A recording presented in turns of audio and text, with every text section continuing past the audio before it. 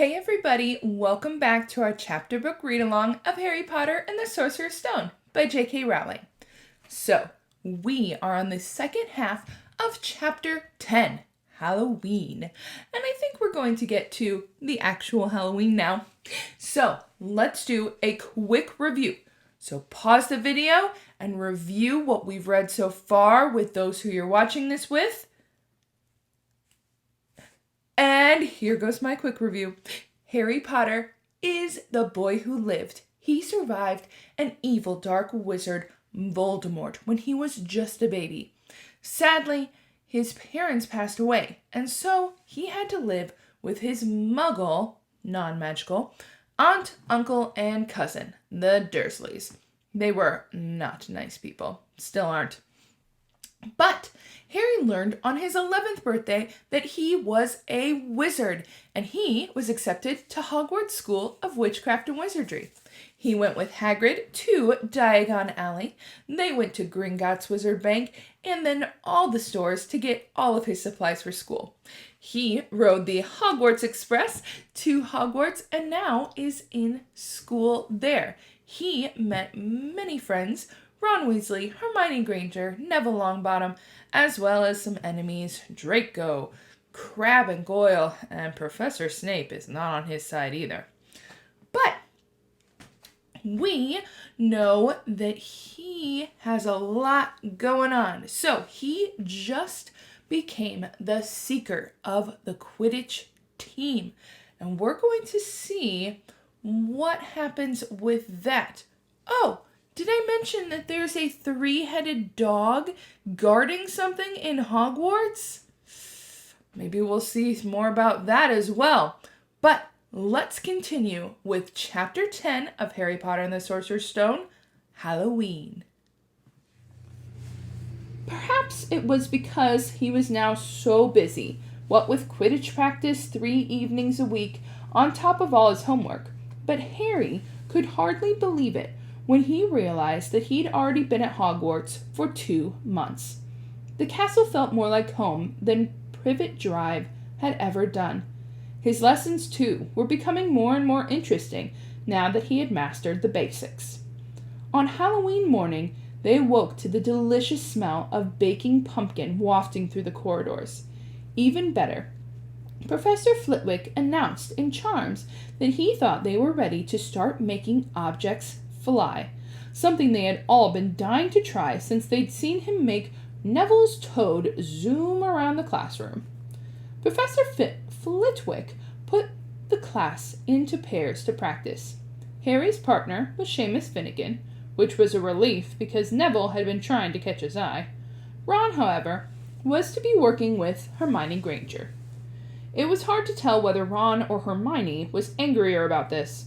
She hadn't spoken to either of them since the day Harry's broomstick had arrived.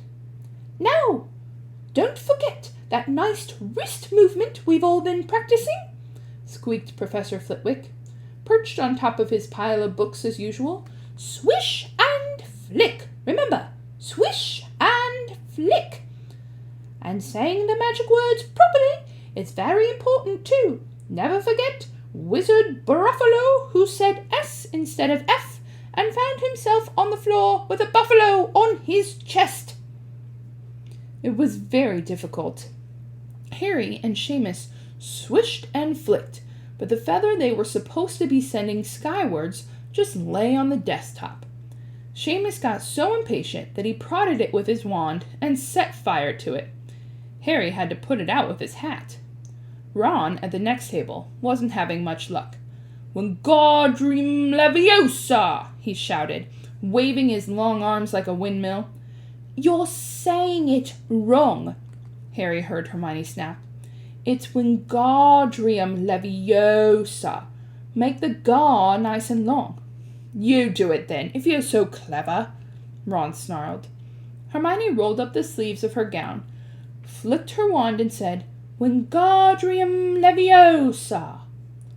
The feather rose off the desk and hovered about 4 feet above their heads. "Oh, well done!" cried Professor Flitwick, clapping. "Everyone, see here! Miss Granger's done it!" Ron was in a very bad temper by the end of the class.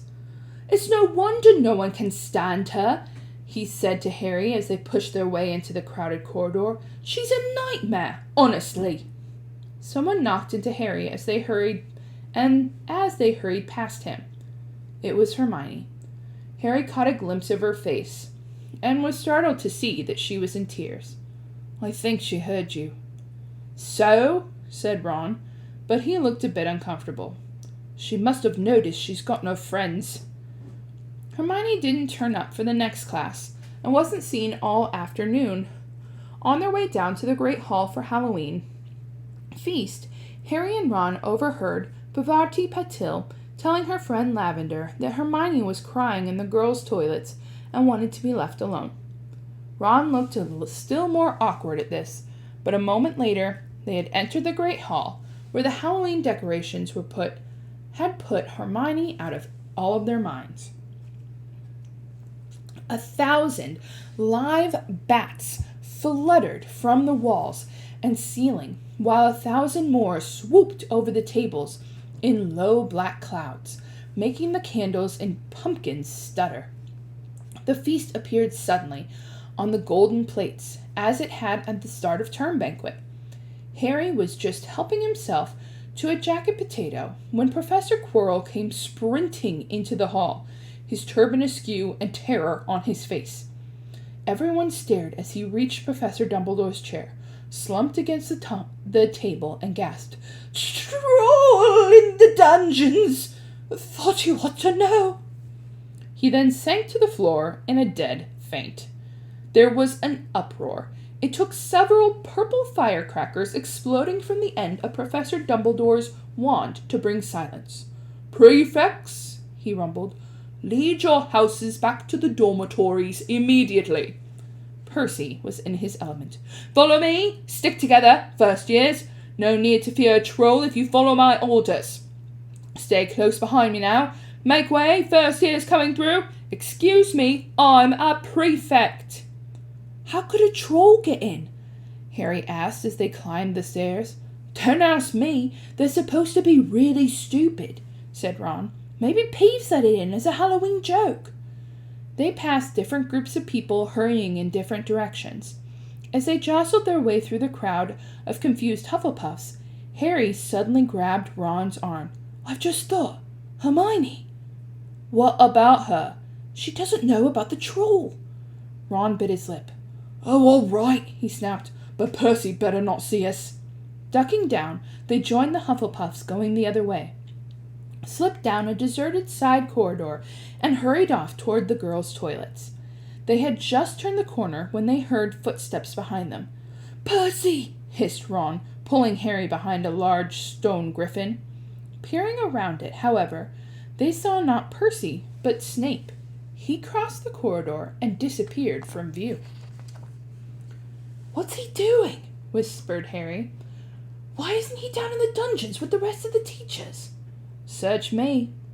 Quietly as possible, they crept along the next corridor after Snape's fading footsteps. "He's heading for the 3rd floor," Harry said, but Ron held up his hand. "Can you smell something?" Harry sniffed, and a foul stench reached his nostrils, a mixture of old socks and the kind of public toilet no one seems to clean. And then they heard it, a low grunting and shuffling footfalls of gigantic feet. Ron pointed. At the end of the passage to the left, something huge was moving towards them. They shrank into the shadows and watched as it emerged into a patch of moonlight. It was a horrible sight. 12 feet tall, its skin was dull granite gray. It had great lumpy body like the boulder, and its small head perched on top like a coconut. It had short legs as thick as tree trunks with flat, horny feet. The smell coming from it was incredible. It was holding a huge wooden club, which dragged along the floor because its arms were too long. The troll stopped next to the doorway and peered inside. It waggled its long ears, making up its tiny mind, then slouched slowly into the room. "The key's in the lock," Harry muttered. "We could lock it in." "Good idea. said Ron nervously.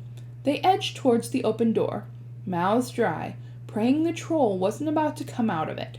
With one great leap, Harry managed to grab the key, slam the door, and lock it. Yes! Flushed with victory, they started to run back up the passage. But as they reached the corner, they heard something that made their hearts stop. A high, petrified scream, and it was coming from the chamber they'd just locked up. "Oh no," said Ron, pale as the Bloody Baron. "It's the girls' toilets!" Harry gasped. "Hermione!" they said together. It was the last thing they wanted to do, but what choice did they have? Wheeling around, they sprinted back to the door and turned the key, fumbling in their panic. Harry pulled the door open. They ran inside. Hermione Granger was shrinking against the wall opposite, looking as if she was about to faint. The troll was advancing on her, knocking the sinks off the walls as it went. "Confuse it!" Harry said desperately to Ron, and seizing a tap, he threw it as hard as he could against the wall. The troll stopped a few feet from Hermione. It lumbered around, blinking stupidly, to see what had made the noise. Its mean little eyes saw Harry. It hesitated, then made for him instead, lifting his club as he went. "Oi, pea-brain!" yelled Ron from the other side of the chamber, and he threw a metal pipe at it. The troll didn't even seem to notice the pipe hitting his shoulder, but it heard the yell and paused again, turning its ugly snout toward Ron instead, giving Harry time to run around it. "Come on, run, run!" Harry yelled at Hermione, trying to pull her towards the door, but she couldn't move. She was still flat against the wall, her mouth open in terror. The shouting and the echoes seemed to be driving the troll berserk. It roared again and started towards Ron, who was nearest to it and had no way of escape. Harry then did something that was both very brave and very stupid. He took a great running jump and managed to fasten his arms around the troll's neck from behind. The troll couldn't feel Harry hanging there, but even a troll would notice if you stick something long and wooden up his nose, and Harry's wand had still been in his hand when he jumped, and had gone straight up one of the troll's nostrils. Howling with pain, the troll twisted and flailed its club, with Harry clinging on for dear life. Any second, the troll was going to rip him off or catch him in a terrible blow with the club. Hermione had shrunk to the floor in fright. Ron pulled out his own wand, not knowing what he was going to do, but heard himself cry the first spell that came into his head. "Wingardium Leviosa!" The club flew suddenly out of the troll's hand, rose up high, high into the air, turning slowly over, and dropped with a sickening crack onto the owner's head. The troll swayed in the spot and then fell flat on his face, with a thud that made the whole room tremble. Harry got to his feet. He was shaking and out of breath. Ron was standing there with his wand still raised, staring at what he had done. It was Hermione who spoke first. Is it dead?" "I don't think so," said Harry. "I think it's just been knocked out." He bent down and pulled his wand out of the troll's nose. It was covered in what looked like lumpy gray glue. "Ugh, troll bogies." He wiped it on the troll's trousers. A sudden slamming and loud footsteps made the three of them look up. They hadn't realized what a racket they had been making, but of course someone downstairs must have heard the crashes and the troll's roars.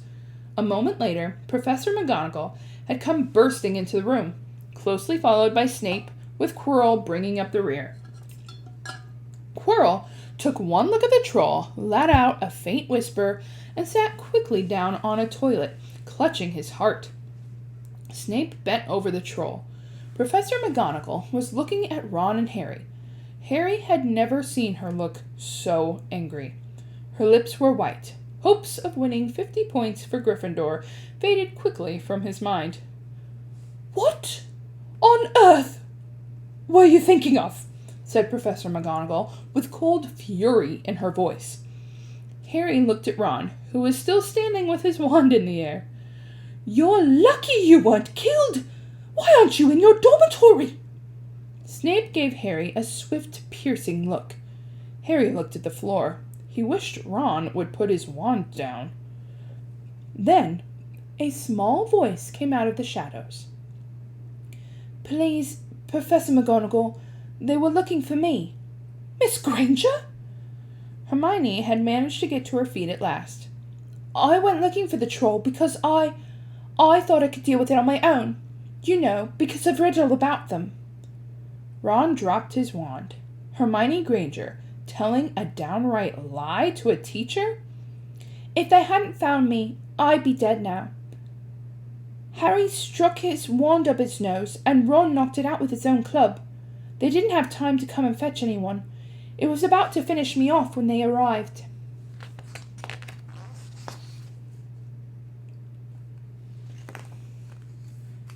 Harry and Ron tried to look as though this story wasn't new to them. Well, in that case, said Professor McGonagall, staring at the three of them. Miss Granger, you foolish girl. How could you think of tackling a mountain troll on your own? Hermione hung her head. Harry was speechless. Hermione was the last person to do anything against the rules. And here she was, pretending she had, to get them out of trouble. It was as if Snape had started handing out sweets. Miss Granger, 5 points will be taken for Gryffindor for this, said Professor McGonagall. I'm very disappointed in you. If you're not hurt at all, you'd better get off to Gryffindor Tower. Students are now finishing their feasts in their houses. Hermione left. Professor McGonagall turned to Harry and Ron. Well, I still say you were lucky, but not many first years could have taken out a fully grown mountain troll. You each win Gryffindor 5 points. Professor Dumbledore will be informed of this. You may go. They hurried out of the chamber and didn't speak at all until they had climbed 2 floors up. It was a relief to be away from the smell of the troll, quite apart from anything else. We should have gotten more than 10 points, Ron grumbled. 5, you mean, once she'd taken off Hermione's. Good of her to get us out of trouble like that, Ron admitted. Mind you, we did save her. She might not have needed saving if we hadn't had locked the thing in there with her, Harry reminded him. They had reached the portrait of the fat lady. Pig snout, they said, and entered. The common room was packed and noisy. Everyone was eating the food that had been sent up. Hermione, however, stood alone by the door, waiting for them. There was a very embarrassed pause. Then, none of them looking at each other, they all said, "Thanks," and hurried off to get plates. But from that moment on, Hermione Granger became their friend. There are some things you can't share without ending up liking each other, and knocking out a 12-foot mountain troll was one of them. The end of Chapter 10. Let's look at this. Newt Scamander's Guide to Trolls. This is a forest troll. Tiny troll brain. Warning, trolls are bad-tempered, ill-mannered, unpleasant creatures with little intelligence and no personality. They have a fondness for raw flesh and will gladly eat humans. Ooh. Inside a troll's mind. Food. Nose-picking. Kittens. Violence.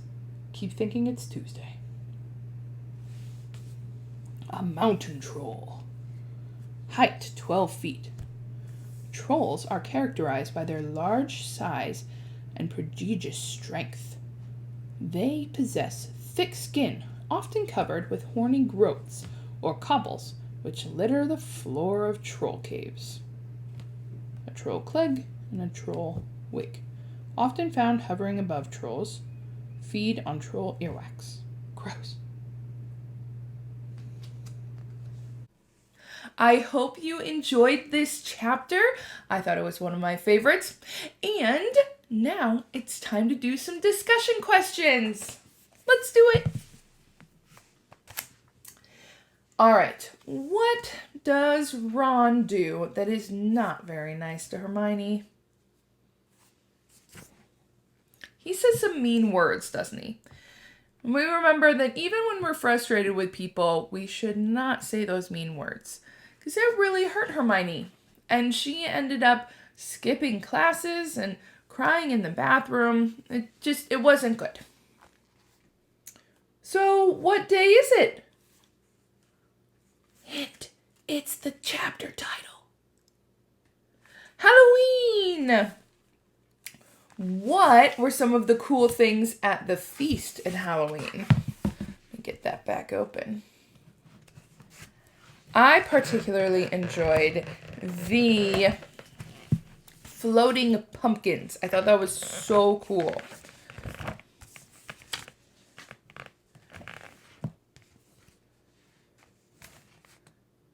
And then, what else did they have there? They had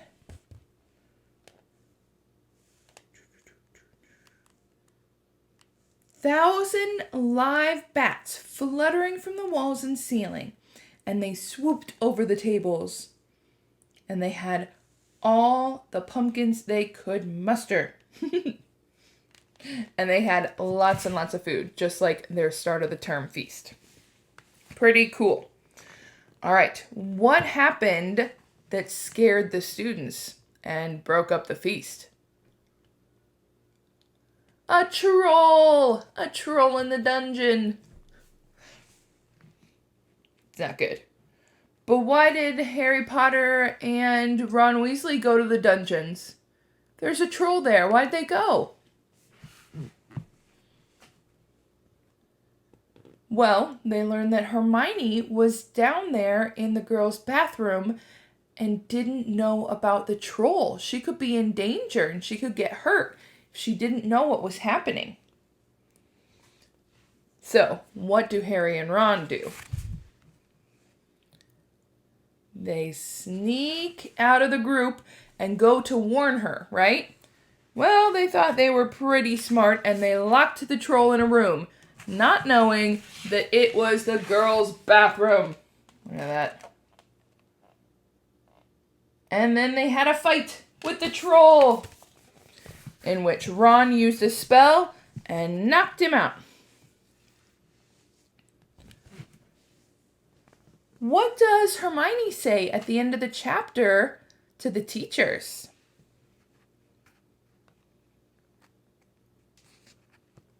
She says she went looking for the troll. So she got Ron and Harry out of trouble by saying that she went looking for the troll and they saved her. Which they did save her, but she did not go looking for the troll.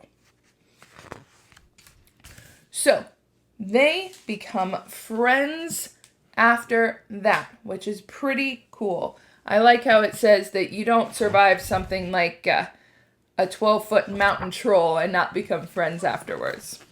I wanted to show you one more time the troll diagram. Their guide to trolls. We read through that. Kind of icky, aren't they? Well, I hope you all enjoyed Chapter 10, Halloween, of Harry Potter and the Sorcerer's Stone. We will be back next video with Chapter 11. Bye, everyone!